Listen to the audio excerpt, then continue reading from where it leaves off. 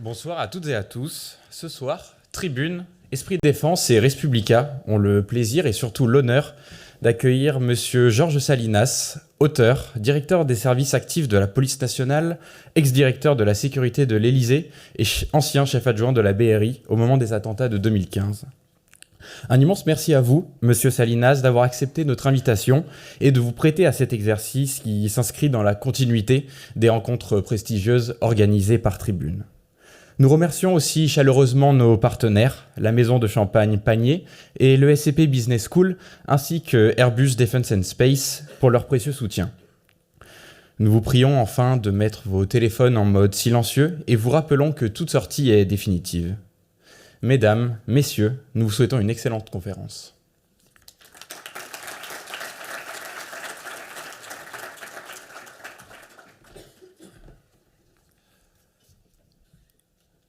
Bonsoir à toutes et à tous. Monsieur le directeur de la coopération internationale de sécurité, cher Georges, au nom de Léon Loluza, directeur général de SCP Business School, qui ne peut malheureusement pas être présent ce soir, je te souhaite la bienvenue à ESCP, la plus ancienne école de commerce au monde, fondée en 1819. Avant de laisser la parole aux étudiants, permets-moi de partager 3 messages. Le premier, c'est te dire que ton parcours remarquable au plus haut niveau de la police nationale, fait écho aux valeurs d'excellence, d'engagement et d'exemplarité que nous souhaitons transmettre à nos élèves. Le deuxième, ESCP, aujourd'hui, bien plus qu'une école de commerce, notre école se tourne de manière croissante vers les enjeux de défense et de sécurité, portés par l'intérêt de nos étudiants. Enfin, avant de passer la parole à Louis Dubreuil pour le portrait, je voudrais te remercier, cher Georges, d'être présent ce soir pour partager ton expérience auprès des étudiants. Je souhaite aussi remercier l'association Tribune, Esprit Défense et Respublica pour l'organisation, pour la première fois, d'un événement conjoint. Merci pour votre attention et bonne conférence.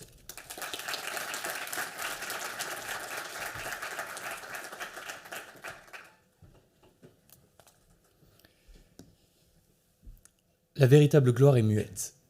Le devoir s'accomplit dans la patience et le silence. Ce n'est pas une convenance, mais une charge qui s'impose à l'honnête homme, qui, dans son accomplissement, révèle sa dignité et son honneur. Cette marque de respect vous revient, monsieur Salinas, et en réalité, elle n'est qu'un euphémisme comparé à votre vie. Cher public, l'histoire que je vais vous conter commence en 1965. Nous sommes à la fin d'une période de troubles. Les blessures de la guerre d'Algérie sont encore douloureuses. Le père de M. Salinas, ancien policier antiterroriste, fait partie du million de citoyens français rapatriés sur le continent suite à la déclaration d'indépendance. Vous lui rendez hommage en faisant de lui le héros de votre premier roman, Le Chat d'Oran, dont le titre fait écho au surnom qu'on lui avait attribué en Algérie. Suivant la tradition d'engagement caractéristique de votre famille, vous intégrez l'École nationale supérieure de la police. Puis, vous démarrez votre carrière en tant qu'inspecteur dans un commissariat du 8e et rejoignez par la suite la brigade criminelle. Vous connaissez alors vos premières grandes affaires, celles notamment du tueur de vieilles dames. Vos confrontations avec la cruauté des hommes vous bousculent, mais elles vous grandissent. Ces années vous apprennent la discipline et la résilience. En parallèle, Monsieur Salinas met à contribution son expérience en participant à des missions de formation internationale. À ce titre, il s'est déjà rendu au Venezuela ou en Guinée-Bissau pour transmettre son expertise aux forces armées locales. Vous y découvrez des zones d'affrontement permanents où la violence semble ne jamais se reposer. En 1987, c'est le Graal. Vous pénétrez le service d'élite de la brigade de recherche et d'intervention. Comme tous les locataires du 36 quai des Orfèvres, vous fréquentez le bistrot Le Soleil d'Or. C'est là que vous rencontrez votre future épouse, qui confiait récemment au micro de légende son faible pour les flics en jean bleu, veste en cuir et pistolet à la ceinture. À 2 doigts du sosie parfait de Belmondo, vous craignez alors que votre slip kangourou ne trahisse la supercherie. Mais fort heureusement, elle n'y voit que du feu. Vous vous marierez en 1990 et aurez ensuite 2 enfants. Vos responsabilités à la BRI ne vous quittent cependant pas. Pour ceux d'entre vous qui l'ignorent, la BRI est un service de terrain qui n'a pas vocation à interpeller des enfants de cœur. Pour vous vulgariser la chose, si la BRI était une bande dessinée, elle s'appellerait probablement Tintin et la Kalachnikov magique, et Milou passerait d'un fox terrier à poil dur à un berger belge malinois sous testostérone. Pour preuve, sa devise, par le verbe, par le glaive, que vous reprenez pour votre dernier livre. Chers spectateurs, pour vous représenter la vie de M. Salinas, fermez les yeux et imaginez. Vous êtes au volant d'une voiture, sous couverture et en pleine filature. Votre camarade est sur la plage arrière, embusqué et prêt à dégainer. Soudain, vous vous retrouvez encerclé par une quinzaine d'hommes cagoulés, tous armés de fusils d'assaut. Cette anecdote, elle lui est véritablement arrivée, et pour vous dire la vérité, elle n'est qu'une affaire parmi toutes celles qu'il a connues. Grâce à vos efforts et votre persévérance, vous finissez par être nommé en 2012 chef adjoint de la BRI. Vous ne le savez pas encore, mais c'est à cette fonction que vous devez faire face aux événements tragiques de l'année 2015. Le 7 janvier d'abord, vous apprenez qu'une tuerie de masse a eu lieu dans les locaux de Charlie Hebdo et vous lancez immédiatement à la traque des frères Kouachi. Puis, le 9 janvier, rebondissement. Alors même que les terroristes de l'avant-veille sont localisés à Damartin, un autre attentat éclate à l'hypercachère de la porte de Vincennes. L'islamiste Amédi Koulibaly a lâchement assassiné 4 citoyens juifs et retient 17 otages. Avec courage, vous et vos équipes menez l'assaut et parvenez à le neutraliser, sans victimes supplémentaires. Les 8 mois qui suivirent ce traumatisme n'étaient, en vérité, que de courts repos face à la tragédie qui se profilait à l'horizon. Le 13 novembre 2015, un commando de 10 terroristes mène des attaques dispersées sur Paris. C'est une horreur. Le Stade de France, puis les terrasses, et finalement le Bataclan. Le bilan est lourd, 130 morts et environ 400 blessés. Mais quand vous arrivez sur place, la crise est loin d'être résolue. 2 terroristes tiennent toujours une dizaine d'otages prisonniers. Déterminés et inflexibles, vous et votre équipe menez l'assaut et parvenez à tous les libérer, sains et saufs. Mais les séquelles du 13 novembre sont lourdes. La France craint pour sa sécurité. C'est pourquoi, accompagné de Christophe Molmy, vous engagez une réforme profonde de la BRI, marquée notamment par le doublement des effectifs. Après vos longues années de service, vous quittez en 2018 la BRI pour entrer au service de la protection, où vous garantissez la sécurité de personnes menacées.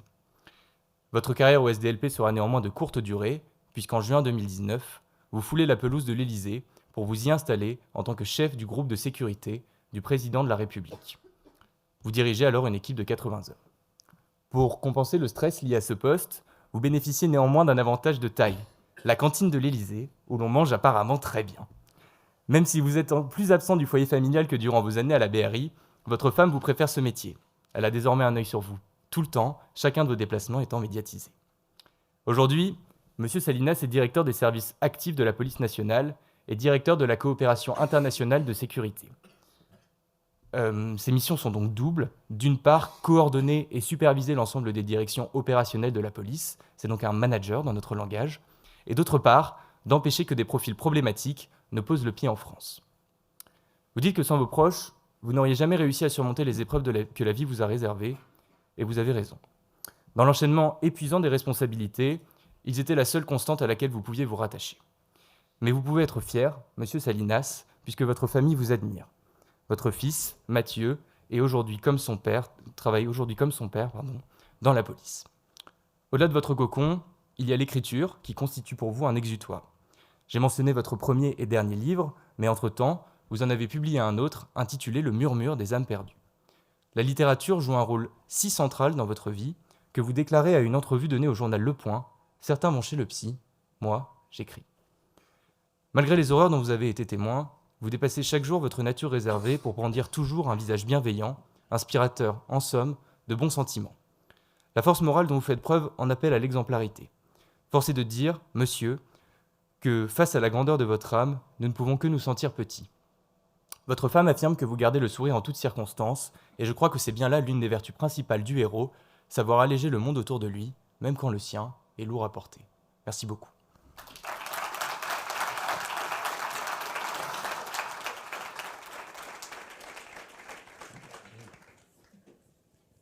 Monsieur Salinas, bonsoir. Merci. Bonsoir. Merci d'avoir accepté cette invitation. Dans un premier temps, souhaitez-vous réagir au portrait dressé par Louis ? C'est beaucoup d'honneur. C'est sûrement un peu exagéré parce que je ne suis pas un héros. Le héros, en fait, on le devient. On cherche pas vraiment à l'être. Et en fait, c'est votre carrière qui vous amène à des choix. Et ces choix-là vous amènent à faire des choses. Et parfois des choses qui vous dépassent et des choses qui peuvent être extraordinaires. En tout cas, avec le recul, après, on se dit, tiens, j'ai quand même fait ça. Mais sachez que on choisit pas de devenir un héros, on est souvent rattrapé par ça. Et puis, c'est à un moment ou à un autre, quand vous avez le moment de vérité, que vous devez montrer que vous êtes capable de le faire ou non. Et c'est ce que j'ai toujours essayé de faire dans mon travail, le plus humblement possible et le plus efficace possible. Voilà. Bonsoir Monsieur Salinas.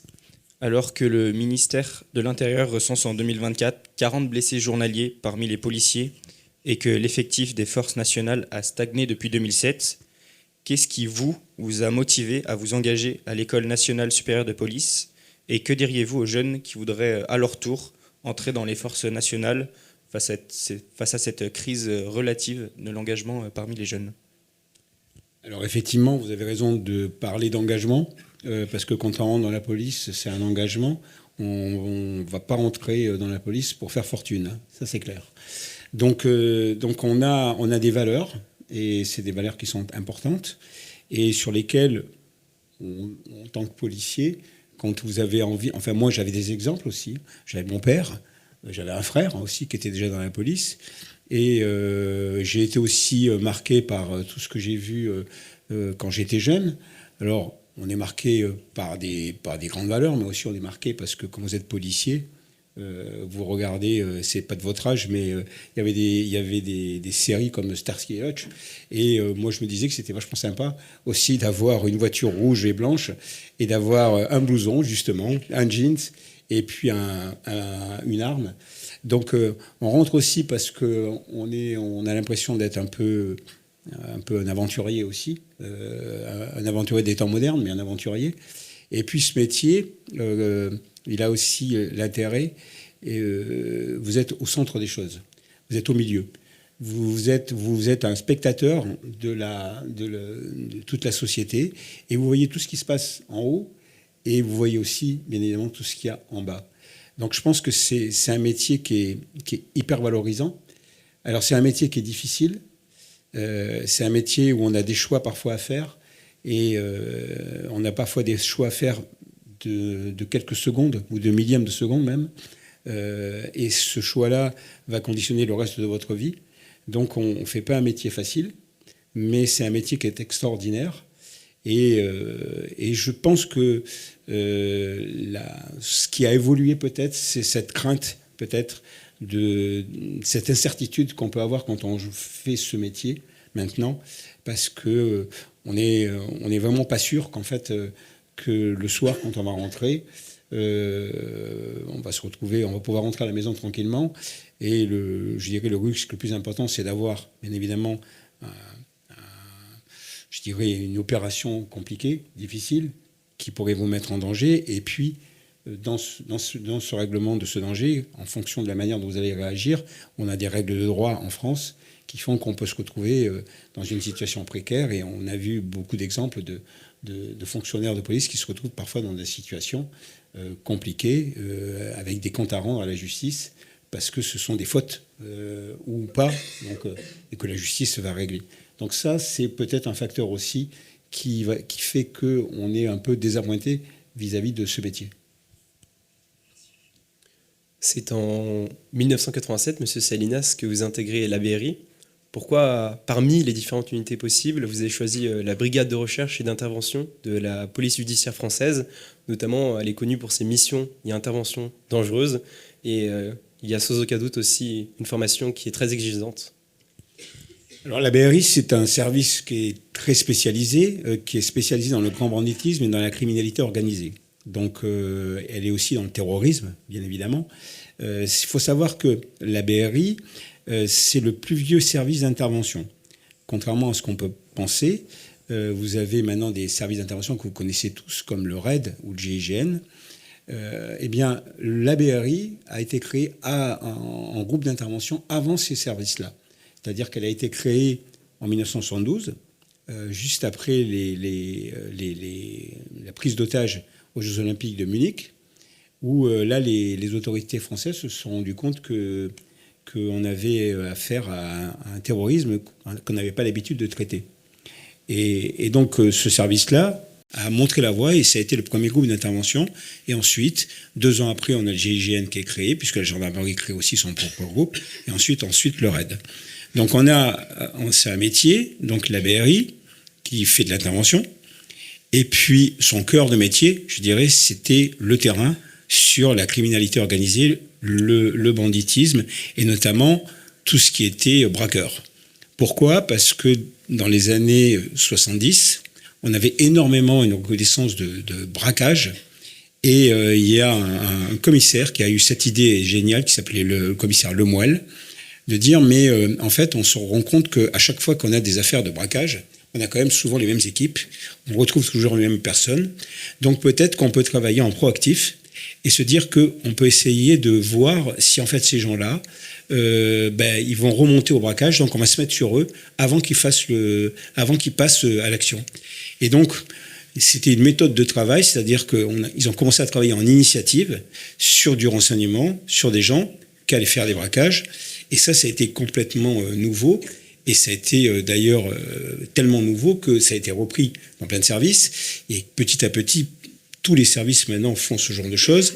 Vous avez le cas le plus flagrant, c'est les brigades anticriminalité qui ont été créées, alors qu'avant, on avait une enquête, enfin on avait des faits et on envoyait des policiers qui faisaient ce qu'ils pouvaient, et ensuite il y avait une enquête.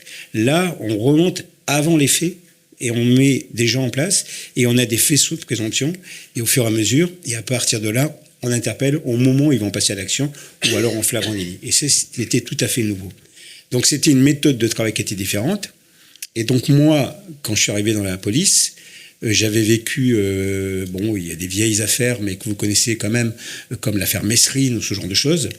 Et j'ai vu comment travaillait cette police, et ça m'a tout de suite touché, je dirais. Et donc, quand je suis entré dans la police, rapidement, ça faisait pas 2 ans que j'étais dans la boîte, comme on dit chez nous, que j'étais en train de me dire, il faut qu'un jour j'aille dans ce service. Et j'ai pas traîné, puisque après avoir fait un séjour à la criminelle, j'ai été embarqué dans ce service, qui était un service vraiment de terrain. C'est-à-dire que c'était ce qu'on pourrait considérer comme un service de filature, de surveillance, où on avait des gens qui étaient sur le terrain. Ils faisaient quasiment jamais de procédure. Et c'est ce qui me plaisait beaucoup. On parle beaucoup maintenant de procédures très très lourdes. Ce service a pu s'affranchir de cette procédure, même s'il s'affranchit beaucoup moins maintenant. Mais c'était un service qui laissait faire aux policiers son cœur de métier. Ce qu'il aime, c'est être sur le terrain. Nous allons désormais aborder une période importante de votre carrière, celle des attentats de 2015.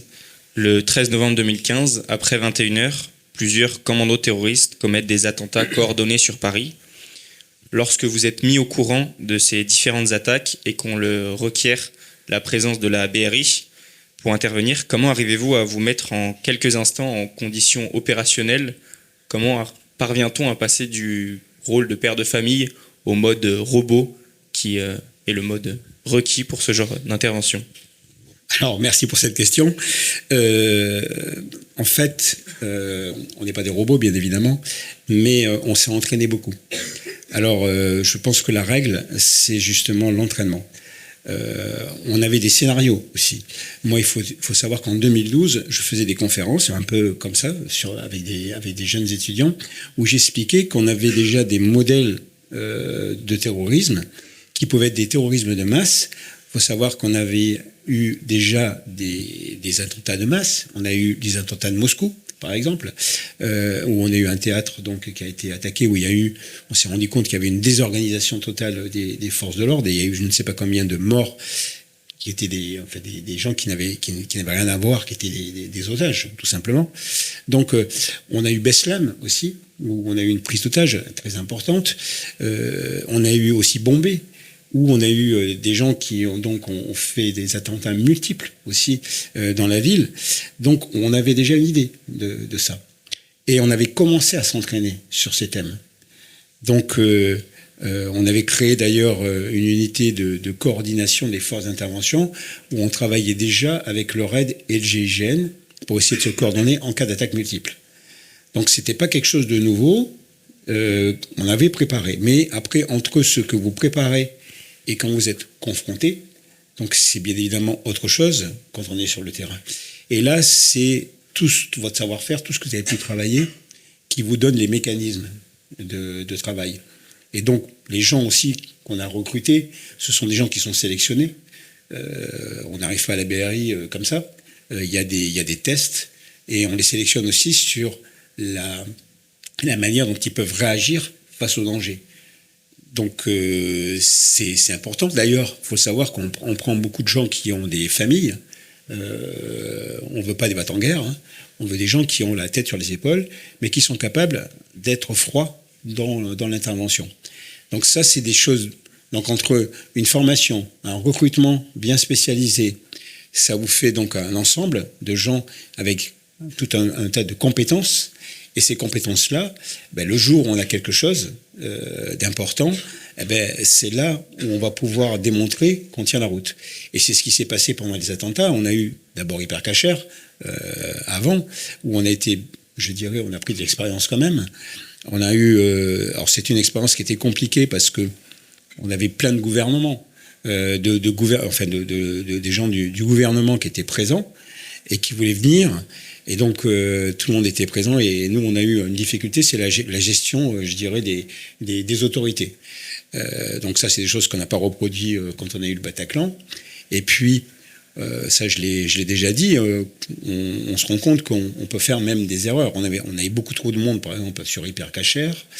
On se rend compte aussi que le Koulibaly avait des explosifs et que on y est allé en pensant que les explosifs n'étaient pas configurés, mais c'était quand même un risque important. Donc là aussi, il faut trouver des volontaires.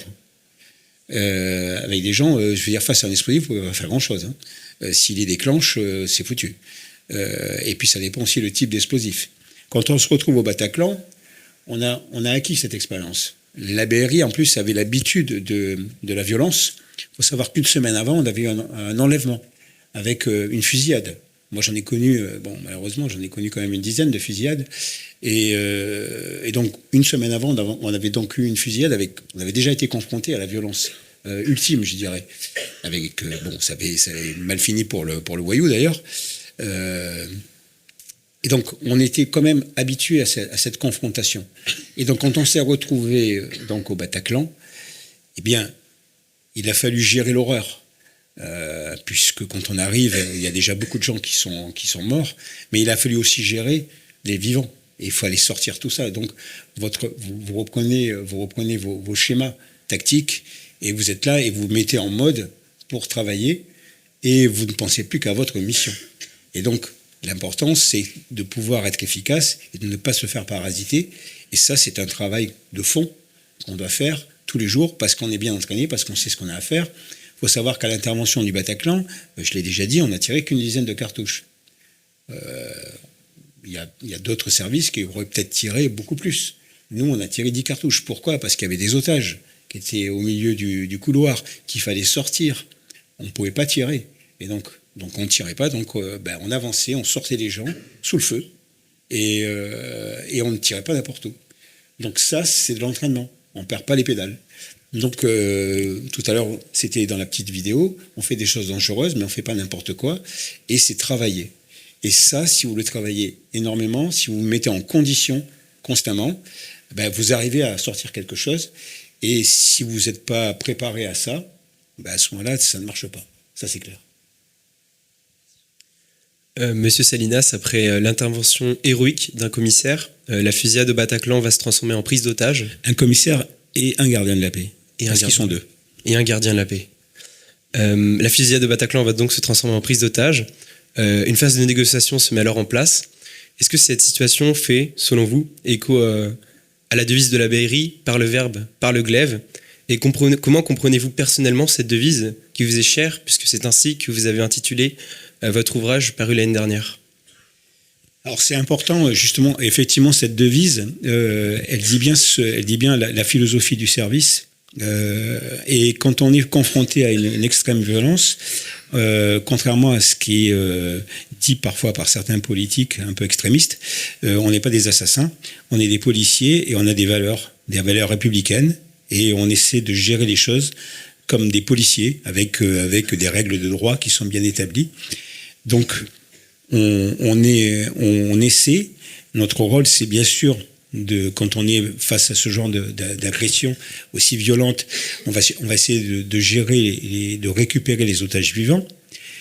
On va essayer, bien sûr, que les policiers ne soient pas blessés, mais on va aussi essayer de régler cette situation, même si on considère qu'elle n'est pas, qu'elle est quasi impossible. Donc, effectivement, au Bataclan, on se doutait bien que ces terroristes n'allaient pas se rendre, mais on s'est quand même donné une chance.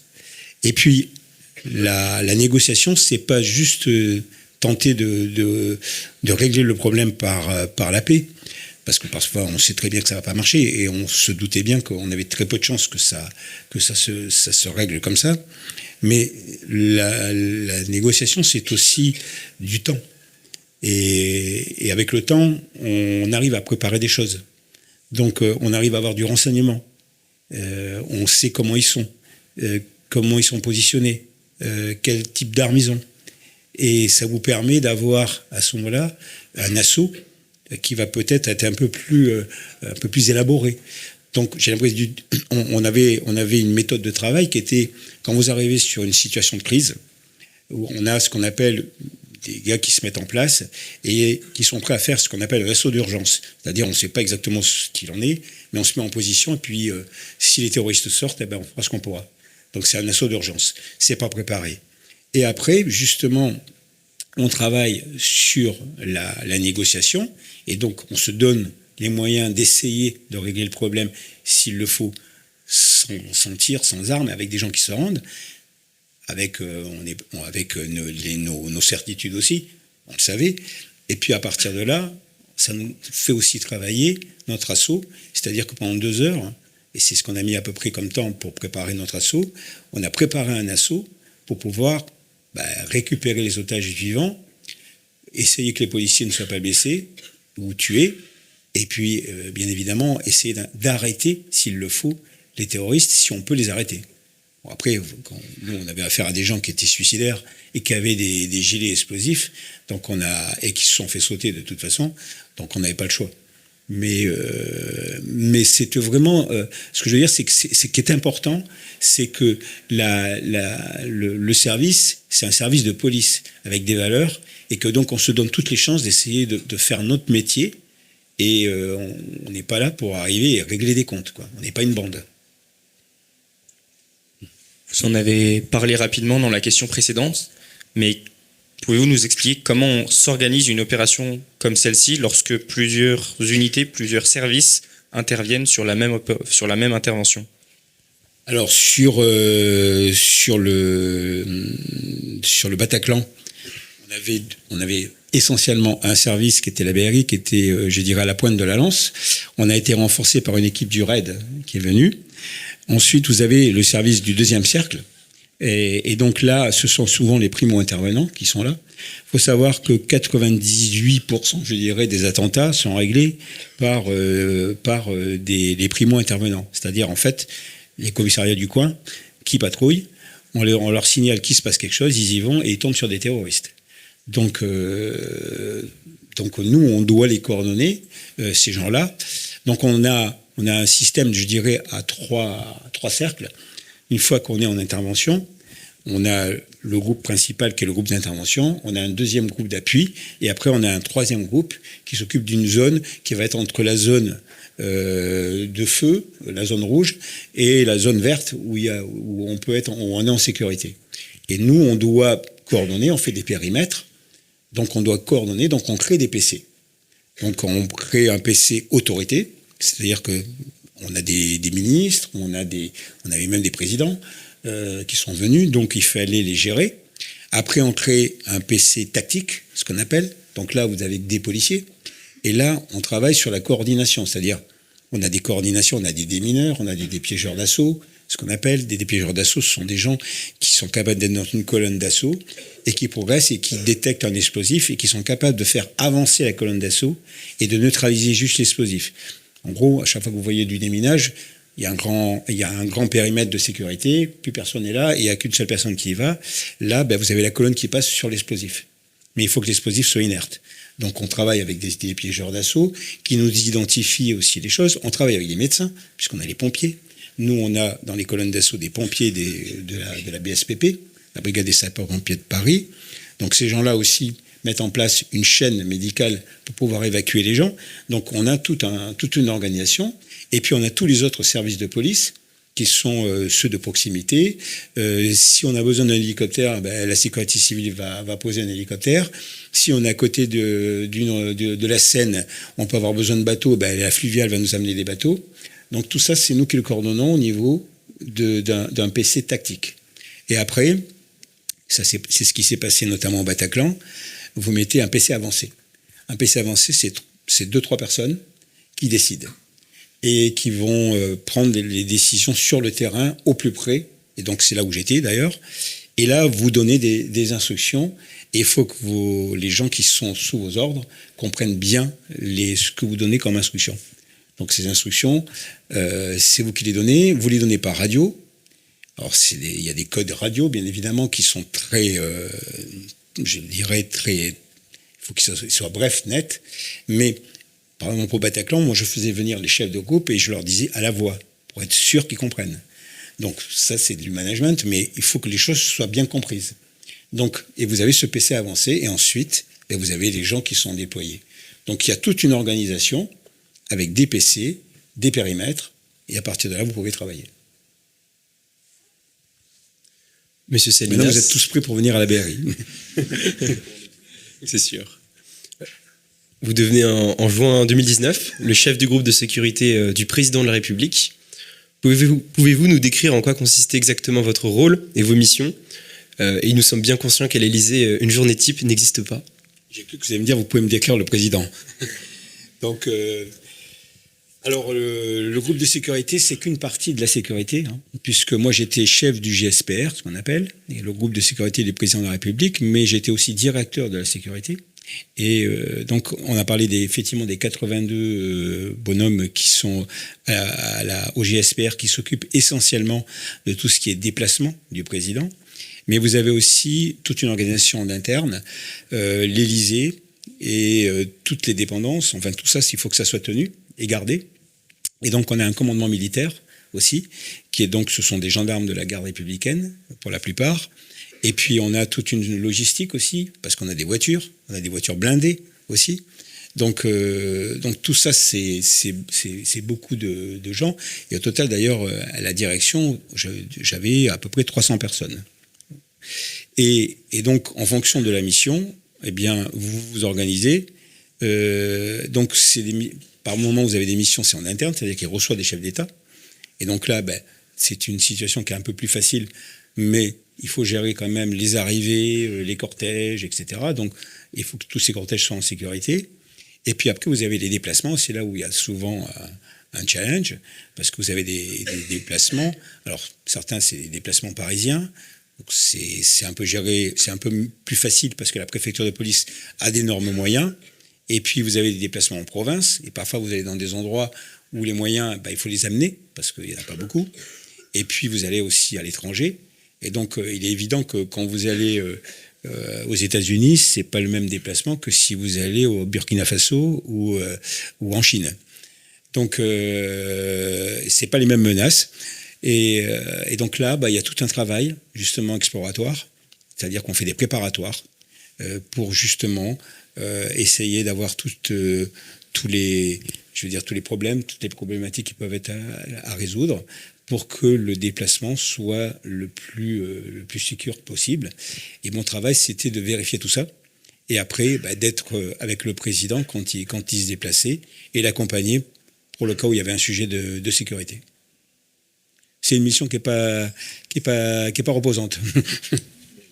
Et dans un contexte international très instable et par la volonté du président de la République Emmanuel Macron de positionner la France en tant qu'acteur majeur sur les différentes guerres et enjeux mondiaux, quels sont aujourd'hui les principaux types de menaces auxquelles l'Élysée doit faire face pour sa sécurité ?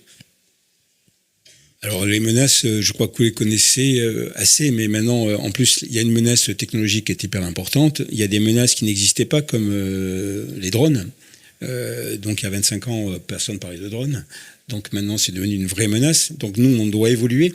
Donc on a d'ailleurs un développement. On avait je dirais un service de recherche et développement qui s'occupait justement de suivre l'état de la menace en fonction de ce qu'il en est. Après, là, je vous parle de la menace technique, physique.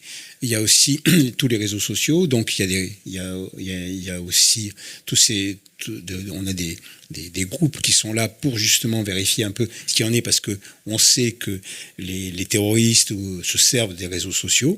Et puis on a aussi les services de renseignement. Donc les services de renseignement travaillent avec nous et peuvent nous donner aussi des aspects de sécurité ou de menaces que parfois on n'a pas détectés en fonction de l'endroit où on va. Donc, vous parlez de l'international. Bon, il est évident que quand on se déplace en Italie, c'est pas comme quand on se déplace en Ukraine, où il y a un déplacement qui est beaucoup plus complexe, qu'il faut préparer, avec des enjeux qui sont différents. On est dans un pays en guerre. Donc là, il y a toute une logistique à mettre en place et toute une stratégie à mettre en place qui est importante. Donc les défis, il y en a constamment. Et j'ai l'habitude de dire qu'il n'y avait pas un seul déplacement qui était normal. Il n'y a pas de déplacement facile. Tous les déplacements du président sont des déplacements où il faut être hyper vigilant, parce que si on ne l'est pas, on sait que on a l'impression que sur un déplacement, tiens, il va dans une école, c'est pas très grave, on sent que c'est tranquille, on va alléger. Et en fait, c'est là qu'on a l'incident. Donc en fait, j'avais pris l'habitude de mettre à chaque fois le maximum sur n'importe quel déplacement, et j'augmentais encore plus quand on était bien sûr dans des endroits qui étaient vraiment très très compliqués. Vous avez depuis quitté la tête du GSPR et vous avez été nommé sur décision du Conseil des ministres à compter du 15 septembre, directeur des services actifs de la police nationale et directeur de la coopération internationale de sécurité. Quelles sont vos missions dans ce nouveau poste et est-ce que le côté opérationnel vous manque, lui qui a été si souvent présent tout au long de votre carrière ? Alors, c'est quand même une direction qui est toujours opérationnelle. Même si on a l'impression que la coopération, c'est juste des échanges. En fait, il y a beaucoup d'aspects même dans la coopération internationale. La coopération internationale, déjà, c'est à peu près entre 500 et 600 personnes qui font de la coopération. Il y en a effectivement la moitié qui sont basées en centrale ici et qui gèrent toutes les parties du monde. Et puis après, il y a la coopération qu'on envoie sur place. Et cette coopération, elle a beaucoup d'importance. Pourquoi ? Parce que quand vous entendez tout ce qu'on veut développer, par exemple contre le narcotrafic, la grande criminalité, le terrorisme, tout ce genre de choses, tous ces grands items que vous entendez partout, on va essayer de muscler notre système. On va peut-être avoir plus de policiers, plus de gens de police judiciaire, plus de gens qui vont garder nos frontières. Mais vous êtes constamment en défense, en fait. Et si vous êtes que en défense, vous créez une belle ligne Maginot et vous savez ce que ça a donné, la ligne Maginot, pendant la guerre. Donc en fait, il faut être offensif. Et pour être offensif, il faut donc aller chercher dans les endroits où ça se passe. Et quand vous travaillez sur le narcotrafic, eh bien le narcotrafic, il faut aller le chercher en Amérique latine, par exemple, pour tout ce qui est cocaïne.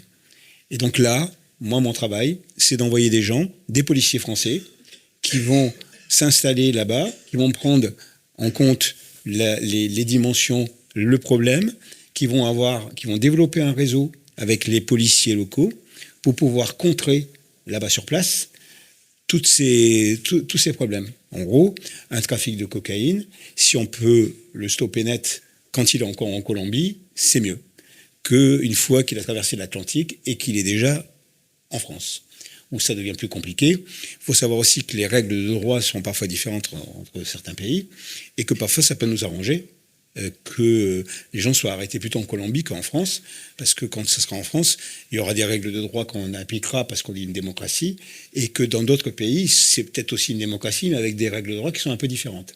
Et donc c'est peut-être plus je dirais efficient de les faire stopper là où ils sont. Donc moi, mon travail, c'est d'envoyer donc des gens, et donc on est présent dans, je crois, à peu près 150 pays, et on a un réseau d'environ de services de sécurité intérieure, on doit en avoir, je crois, actuellement 76, et on a donc tout ce réseau qui est développé autour tous les endroits points chauds du globe. Donc, et en fonction du problème, ça peut être en Amérique latine beaucoup de narcotrafic. On envoie des gens maintenant, par exemple, pour reconstruire une police à Gaza, par exemple. On a énormément de problèmes d'immigration clandestine avec des routes. Donc il faut envoyer des gens spécialisés dans ce genre de choses, dans les traites humains, etc. Donc on prend des experts qu'on envoie aussi dans les pays. Il y a des pays comme la Libye ou ce genre de pays qui développent énormément de trafic et de migrants. Donc c'est des choses sur lesquelles nous, il faut qu'on lutte. Et il faut qu'on amène les pays, les gouvernants de ces pays-là à travailler avec nous pour qu'on puisse les stopper. Donc moi, mon travail, c'est un peu aussi diplomatique. C'est à chaque fois d'amener les gens à travailler avec nous. Et parfois, on a des pays qui sont pas au niveau techniquement, qui ont pas assez d'argent, qui sont en crise. Et donc nous, on y va aussi pour les aider, pour mieux les former. Je vous ai parlé de Gaza. Moi, j'ai reçu il y a une dizaine de jours le ministre de l'Intérieur du Liban. Bon, ils ont d'énormes besoins et on va les former, on va les aider à reconstruire un peu toute leur police. Ils ont des services de police qui sont très effectifs, vraiment très bons. Ils ont d'ailleurs créé une BRI Beyrouth, qui a été créée avec l'aide de la BRI de Paris, et qui considère être le meilleur service du Liban. Donc c'est important qu'on puisse les aider. Et c'est aussi un outil d'influence, parce que quand vous êtes présent partout, on voit la France partout. Il faut savoir que notre réseau est le plus grand du monde, beaucoup plus que même les Américains ou d'autres pays comme ça. Monsieur Salinas, vous avez depuis 2019 publié 3 livres, avec le dernier en date Par le verbe, par le glaive, paru l'année dernière.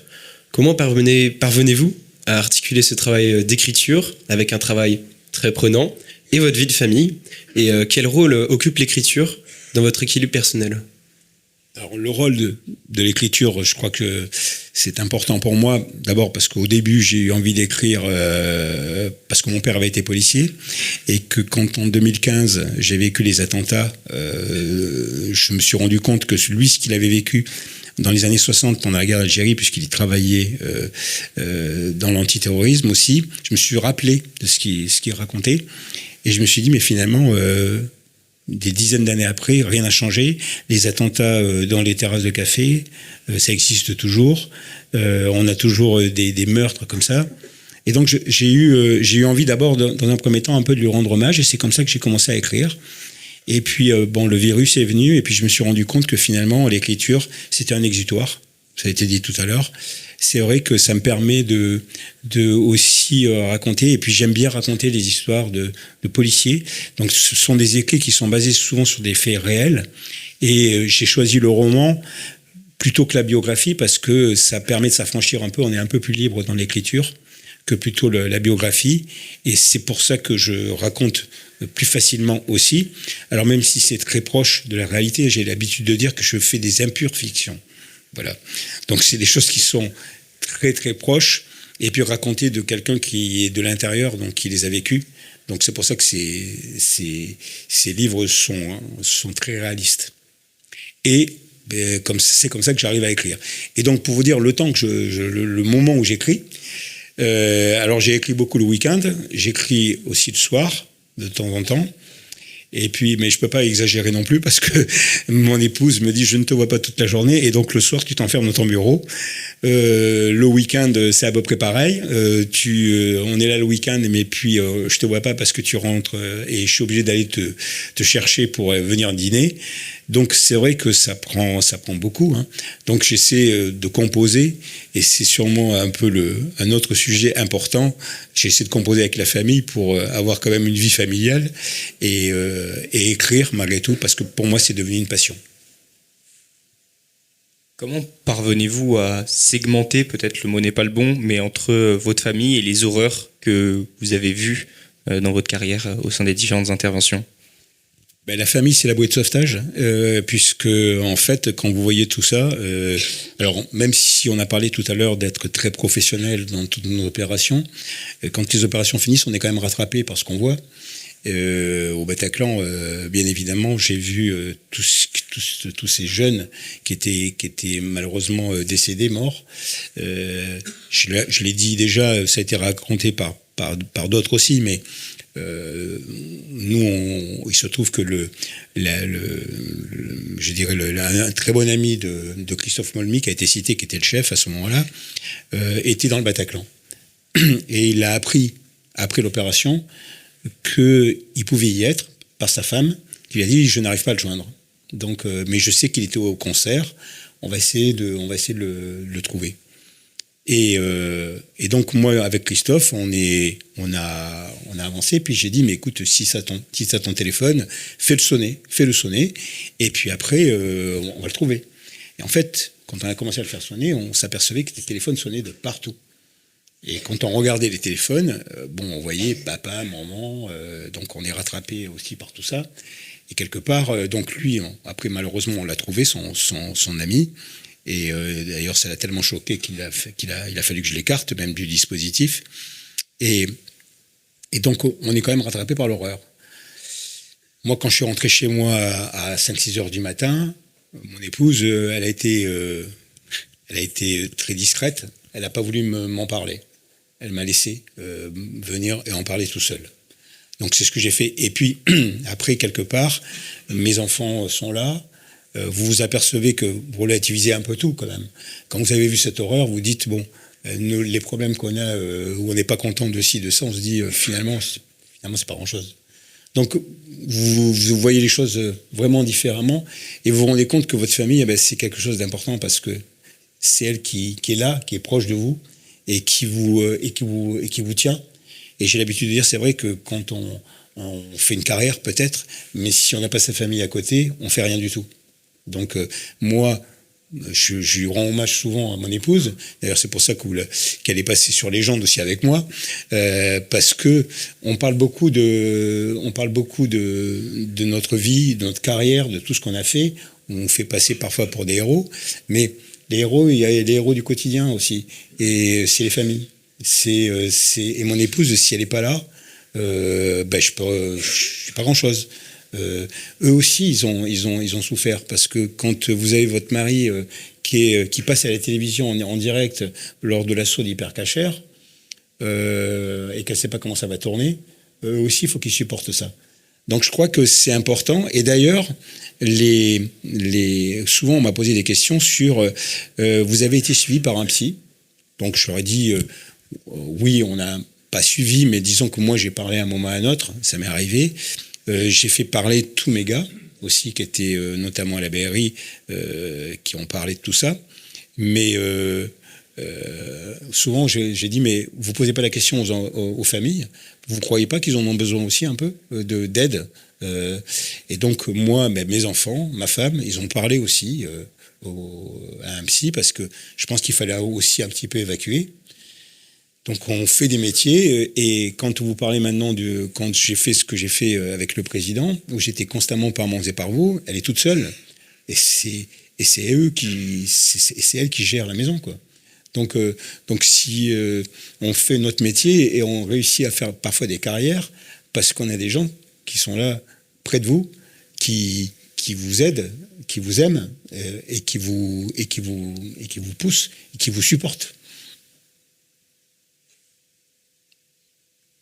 Une dernière question. Monsieur Salinas, après une riche carrière dans la police, sous le signe de l'engagement, ne vous est-il jamais venu à l'idée de rendre votre tenue de service, notamment avec les périodes difficiles comme les attentats de 2015, ou de rejoindre le secteur privé ? Alors le secteur privé, j'ai été quand même pas mal de fois tamponné, je dirais, mais je crois que j'aime bien le régalien. Donc je crois que c'est plus fort que moi. Et alors après, j'ai toujours eu une vie très active. J'ai eu la chance de faire un travail où j'ai fait ce que je voulais. J'ai fait un travail de terrain très actif. J'ai jamais été dans les bureaux, en fait. Donc c'est difficile de décrocher. Bon, je sais très bien qu'à un moment, il faut décrocher, et je décrocherai. Et d'ailleurs, même maintenant, je travaille différemment. Je ne travaille plus comme quelqu'un qui a 30 ans, hein, bien évidemment. Mais je crois que quand on a la foi, même quand on a quitté là encore la police, on peut encore apporter beaucoup de choses.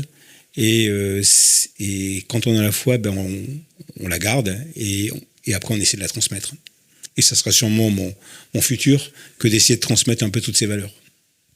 Merci Monsieur Salinas. Nous allons maintenant passer au questionnaire de Proust, fait par Tristan Feinerol.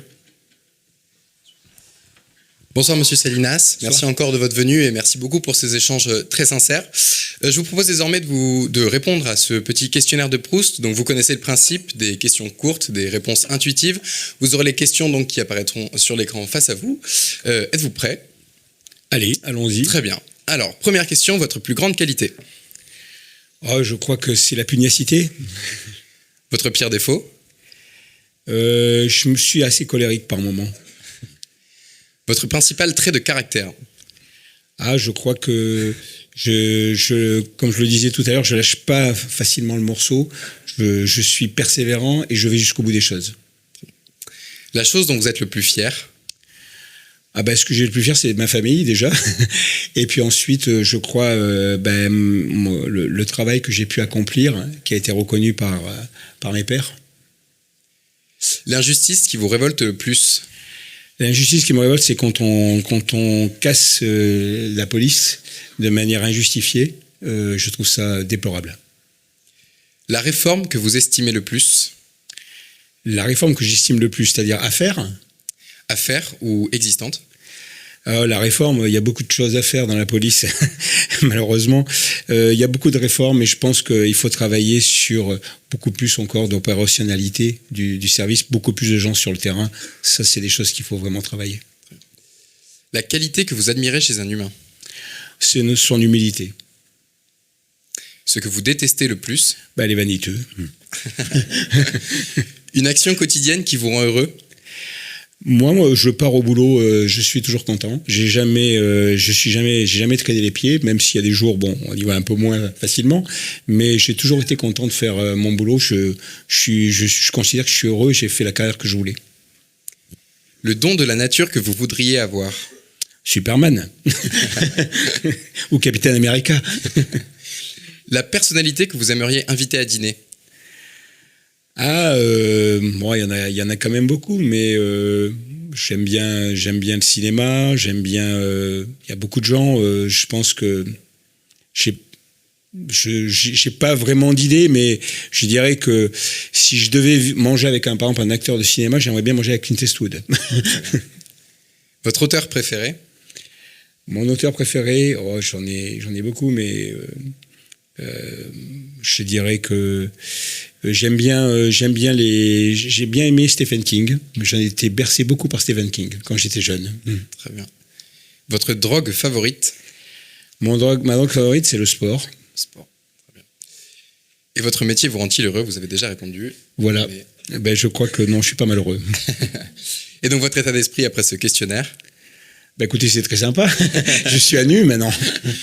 Très bien. Merci beaucoup pour vos réponses. Et du coup, je pense qu'on va avoir le temps de prendre quelques questions du public s'il y a des gens qui ont des questions. Merci beaucoup.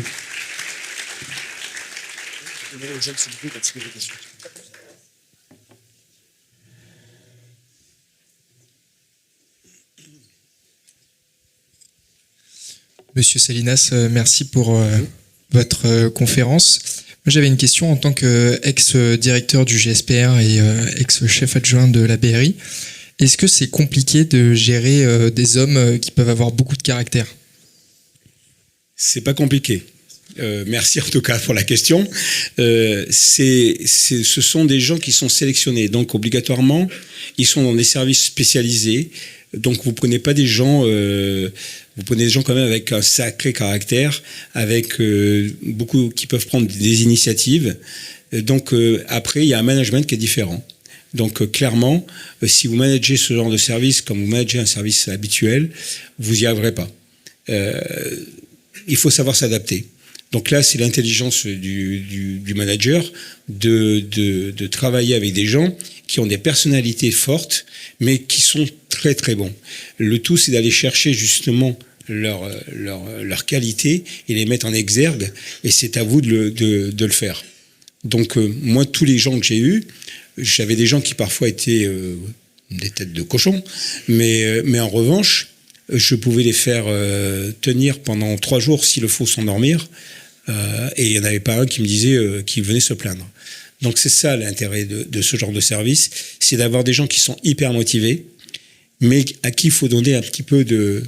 Faut pas les manager, il faut les manager différemment. Il faut leur donner une espèce de liberté, d'initiative, parce qu'ils sont déjà différents par rapport peut-être aux fonctionnaires lambda.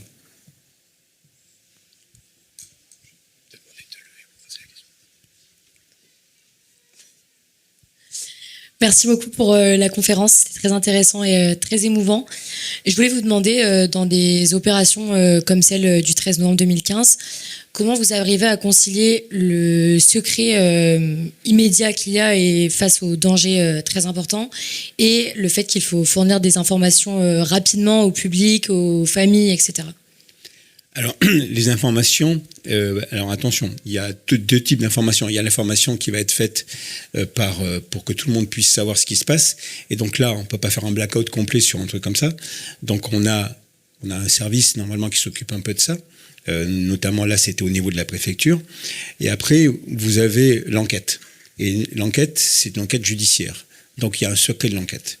Donc quelque part, quand vous avancez, tant qu'on est dans l'opérationnel, c'est-à-dire pendant qu'on est dans le, je dirais dans l'assaut, enfin la gestion de la crise, on est dans l'administratif. C'est un rétablissement de l'ordre.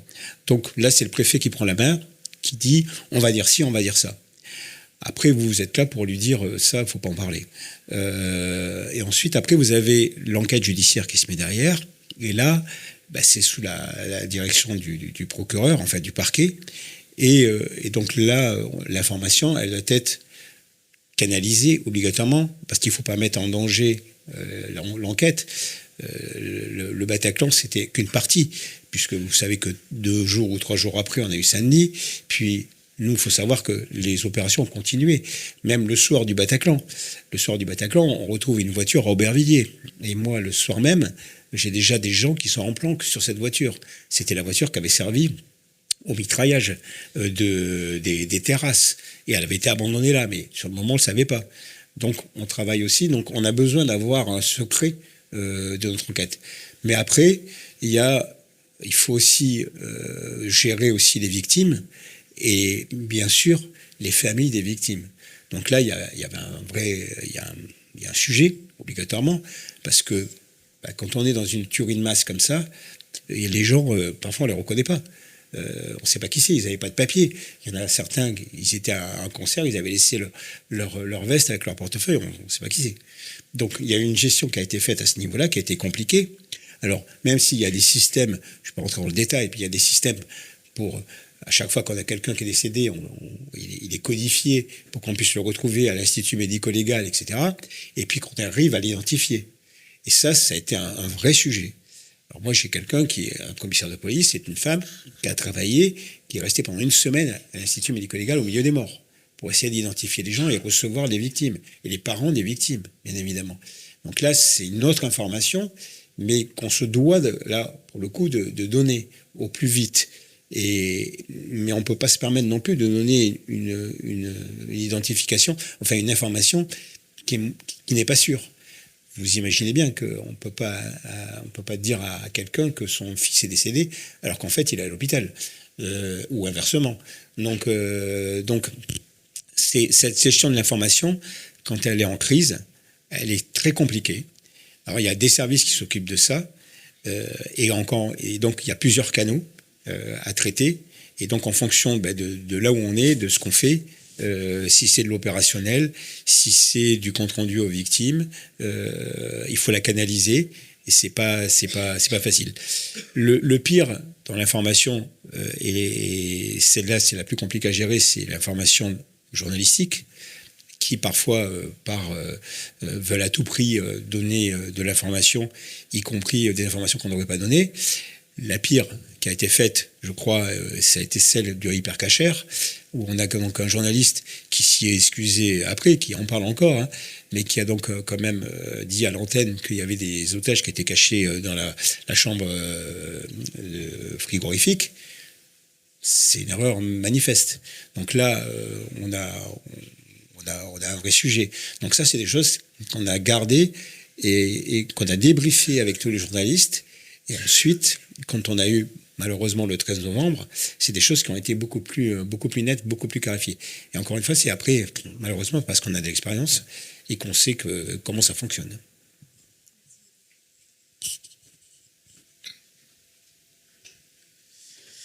Bonsoir Monsieur Salinas, Bonsoir. merci d'être présent ce soir et merci pour le service que vous rendez à la France.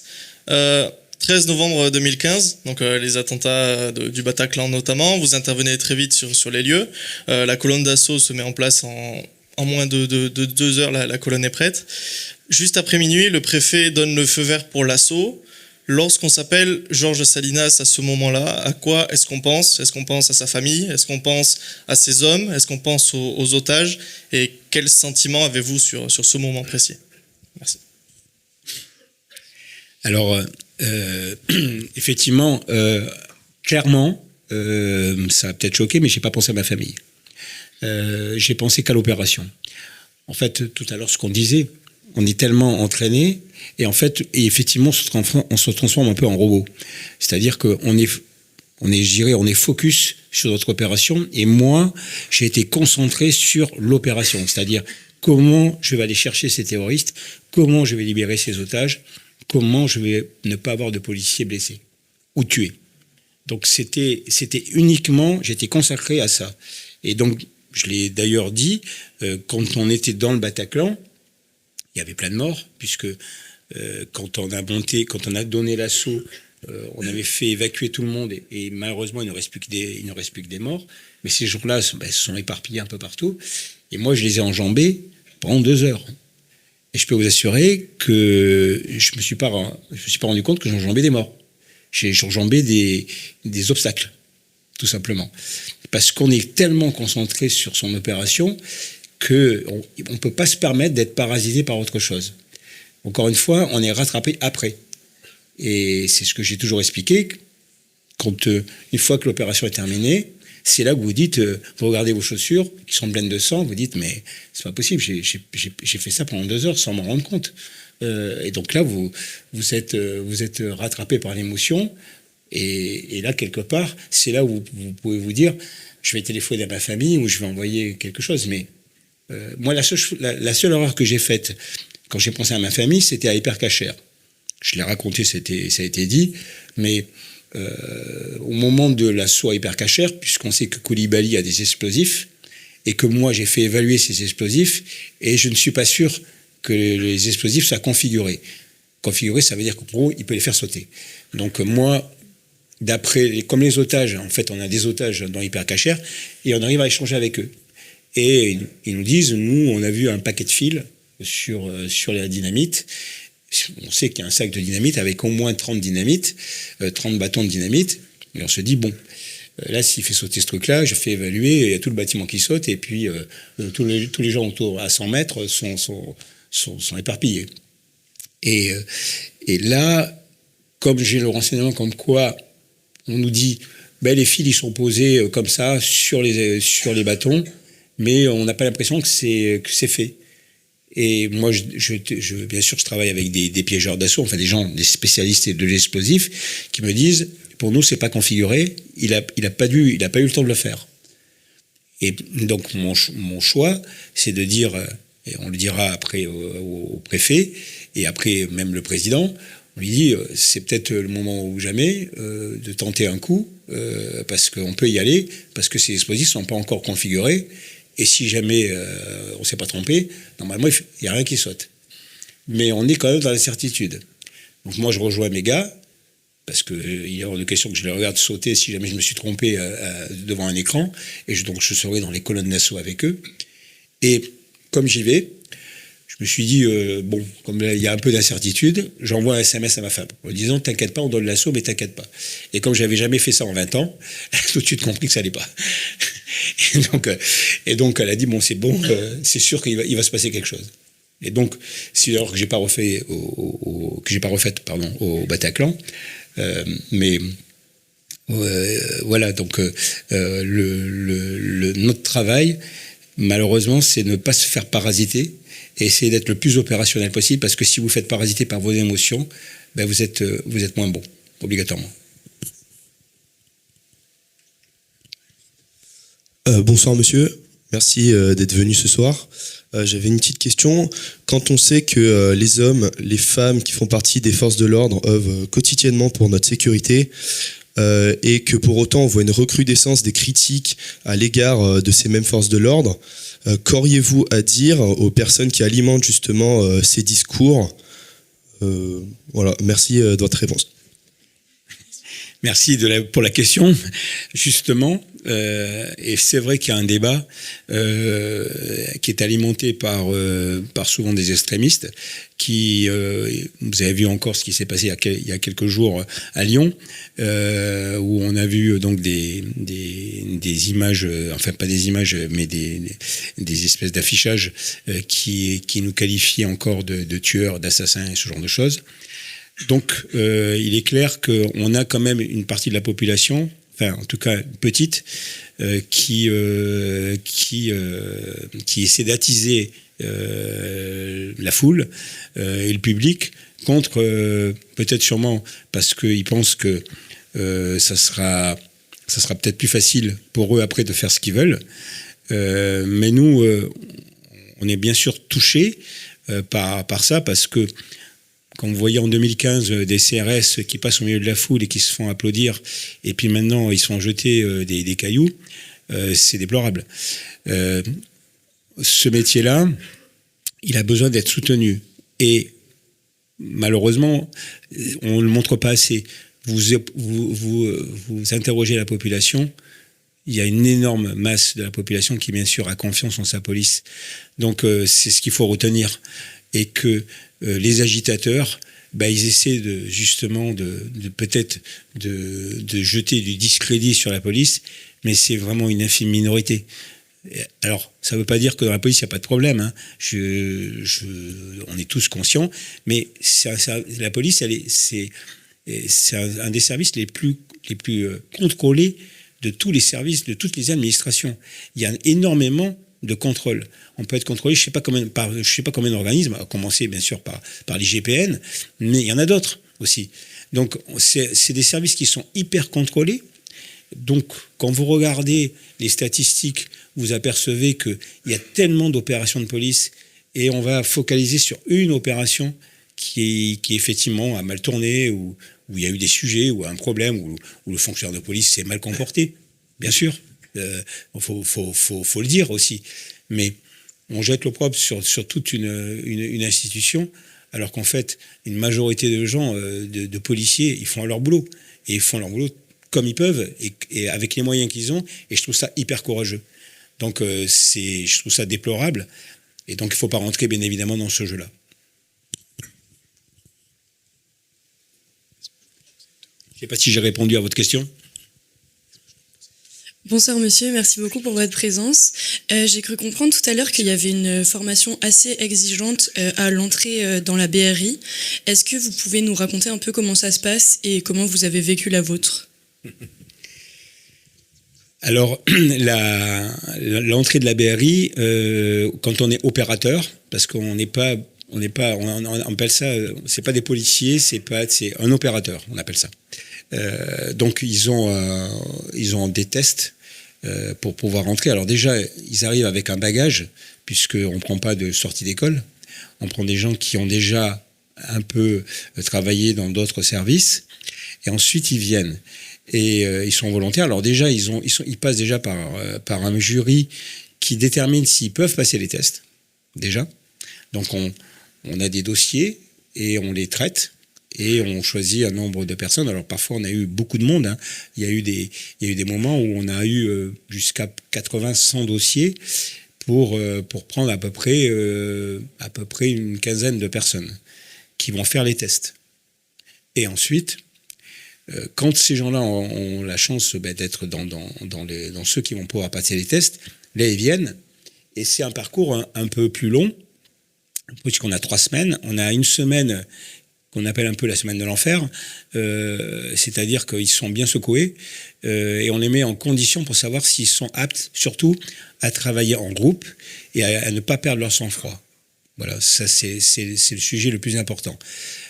Travailler en groupe parce que c'est des groupes et que donc l'individualisme ça marche pas si on fait des choses tout seul. Donc c'est justement parce que on est on fait une filature, parce que lui surveille ça que je peux aller là. Quand on est dans une colonne d'assaut, c'est parce que lui fait la couverture que moi je peux avancer. Donc c'est un travail qui est commun. Donc ce travail de groupe, il est hyper important, il est très solidaire, et ça on veut le sentir. On veut voir si quelqu'un peut s'adapter dans un groupe, parce que ça devient quand même sa deuxième famille. Donc c'est hyper important. Donc on regarde cet aspect-là. Après, bon, il y a tous les aspects physiques, etc. Mais en général, les gens qui arrivent chez nous, ils sont tous avec c'est tous des sportifs accomplis, avec des sports de combat, ce genre de choses. On a même eu des gens qui étaient professionnels, qui avaient fait du MMA, qui voulaient rentrer, qui étaient professionnels et qui étaient dans la police, et qui étaient en détachement et qui voulaient revenir à la BRI. Donc vous voyez, on a des sportifs de très haut niveau. Mais le sportif de haut niveau, c'est très bien. Mais nous, on recrute des policiers. On ne recrute pas des sportifs de haut niveau non plus. Moi, si j'ai un type qui est dans un sous-marin, ce qu'on appelle, c'est-à-dire un camion, une fourgonnette, en train de planquer, mais qu'il faut qu'il reste 4 heures dans un fourgon à regarder une porte pour savoir si un individu va sortir, il faut avoir beaucoup de patience. Et puis là, pendant ce temps-là, il ne va pas faire de sport. Il va être concentré sur son boulot. Donc, si ça lui manque parce qu'au bout de 2 heures, il n'a pas couru ou il n'a pas fait son footing, ces gens-là, on les écarte aussi. Donc, on cherche des gens qui sont des vrais flics, qui sont dans une ambiance de groupe, qui sont capables de s'intégrer dans un groupe et qui en mesurent un sens policier important. Donc là, c'est là où on fait la différence aussi. On a des gens qui ressentent les choses. On avait... moi, j'ai des exemples de policiers de chez moi qui sont incroyables. Il y en a un, il partait du 36 quai des Orfèvres, il allait faire son footing au jardin du Luxembourg, et en courant dans la rue pour remonter jusqu'au jardin du Luxembourg, il était capable de déterminer que telle voiture était volée. Et donc il s'arrêtait, il nous téléphonait, il y a une voiture volée qui est posée à tel endroit, elle est en doublette. En doublette, ça veut dire ils ont choisi une plaque d'une autre voiture qui est normale, qui est exactement le même modèle, et remettre dessus. Ce qui fait que quand vous tapez la plaque à l'immatriculation, votre voiture, elle n'est pas volée, mais en fait, elle est volée, puisque la plaque a été changée. Et il repartait en courant, il revenait au bureau, donc il faisait son footing comme ça, il repartait avec une balise, il repartait en courant, et il mettait une balise sous la voiture. Vous voyez ? Donc voilà, donc ça, voilà le type d'initiative de gens qu'on peut avoir, qui sont des flics accomplis, quoi. Donc on cherche ce genre de profil. Donc moi, quand je suis arrivé à la BRI, on n'avait pas encore ces tests aussi importants, parce que moi je suis rentré, j'ai fait une première carrière comme officier, mais on redemandait les mêmes choses. Et donc moi, j'avais un profil qui plaisait bien.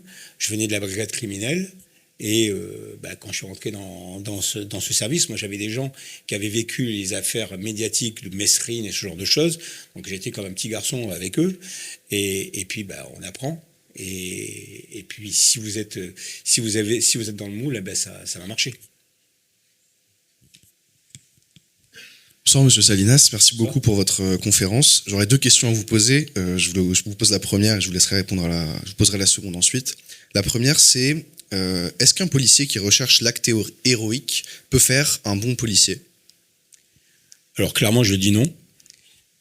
Si vous êtes rentré dans cet aspect-là et que vous voulez devenir un héros, vous risquez de vous planter méchamment. D'abord parce qu'on peut avoir des comportements qui sont pas du tout professionnels.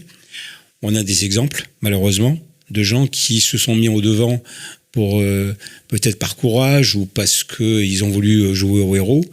Et malheureusement, ça tourne mal à chaque fois. Donc, encore une fois, je l'ai dit tout à l'heure, on fait des choses dangereuses, mais on ne fait pas n'importe quoi.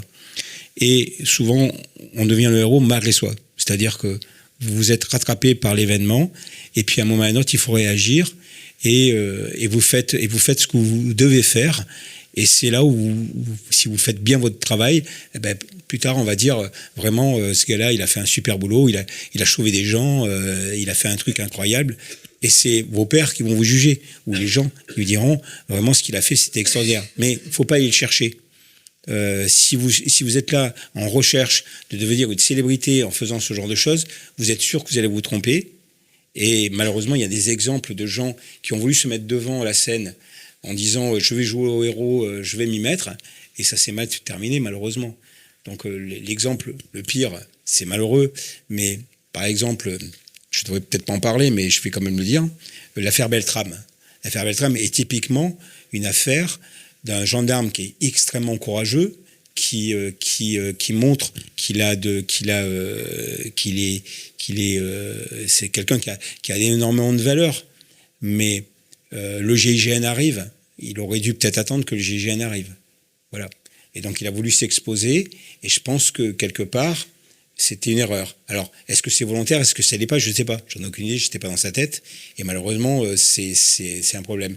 Mais voilà, il faut dans notre travail, c'est aussi réfléchir. Voilà. On ne travaille pas avec les tripes. Merci beaucoup pour votre première réponse. Ma deuxième question, c'est est-ce qu'au fond, en tant que policier, on espère qu'il y ait des troubles à la sécurité lors d'une mission, ou est-ce que justement on cherche absolument le calme total? Alors, pour ma part, moi, je cherche le calme total. Donc, quand je peux me passer d'événements, je trouve que c'est très bien. D'abord parce que chaque fois que vous avez de l'événement, c'est du stress, c'est de la gestion, et il faut pas se planter. Donc quand il se passe rien, moi je suis assez content parce que je rentre chez moi, je suis un peu tranquille, je suis moins fatigué. Alors que quand il y a plein de choses, on est là. Alors après, ça ne veut pas dire que quand les choses se passent, c'est là où vous montrez que vous êtes compétent ou vous l'êtes pas. Et donc là, il faut pas refuser, faut pas faire un refus d'obstacle. Il faut y aller. Donc c'est toute la différence. Il y a ceux qui recherchent le calme à tout prix, et quand il y a un obstacle, ils s'en vont en courant. Et puis il y a ceux qui vont dire je recherche le calme à tout prix, mais face à l'adversité, il faut être là. Et donc je pense que notre travail, c'est justement d'être présent face à l'adversité, même si on ne la recherche pas. Moi, j'ai jamais cherché l'adversité, ça c'est clair. Hein. Mais après, quand on est confronté, il faut qu'on fasse son travail, quoi. On va avoir le temps pour une dernière question.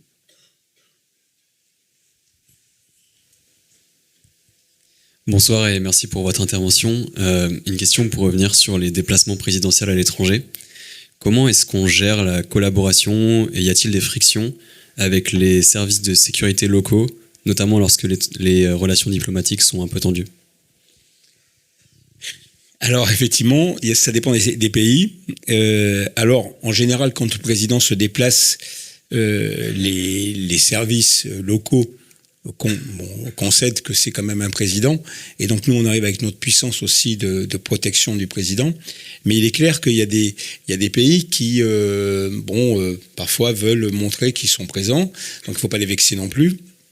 Et parfois, ils veulent faire à tout prix des missions qui sont dévolues au GSPR. Donc, ça peut créer des frictions. Un exemple, par exemple, c'est que vous avez toujours à côté du président ce qu'on appelle un siège. C'est-à-dire, c'est quelqu'un qui est dans la voiture avec lui et qui le suit, c'est sa protection personnelle, je dirais. Et cette protection personnelle, quand vous êtes à l'étranger, on vous l'offre. C'est-à-dire qu'on vous dit, nous, on a des policiers qui peuvent faire la même chose. Mais il se trouve que le président, lui, il veut son officier de sécurité, il ne veut pas un étranger qu'il ne connaît pas. Et qui va être là près de lui en cas de problème.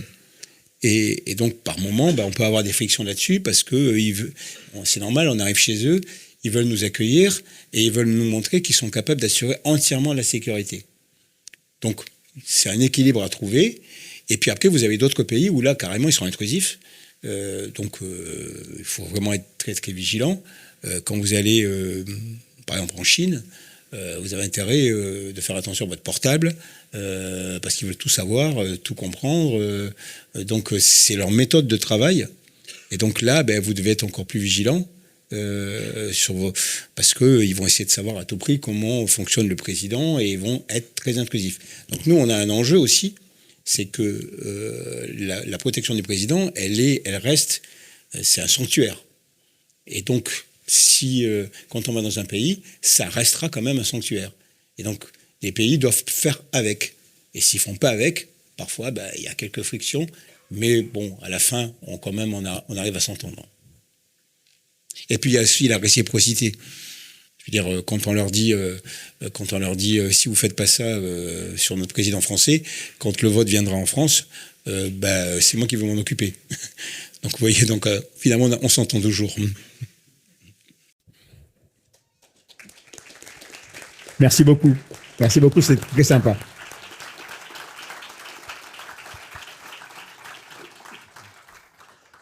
Ainsi s'achève la conférence. Un immense merci à vous, Monsieur Salinas, pour votre présence ce soir. Nous remercions également nos partenaires, la Maison de Champagne Panier, le SCP, ainsi que Airbus Defence and Space. Au nom de toute l'équipe Tribune, Respublica et Esprit Défense, nous vous remercions de votre fidélité et vous donnons rendez-vous très prochainement pour de nouvelles conférences que nous souhaitons toujours plus variées, inspirantes et pertinentes. Madame, monsieur, nous vous souhaitons une excellente soirée. Merci beaucoup.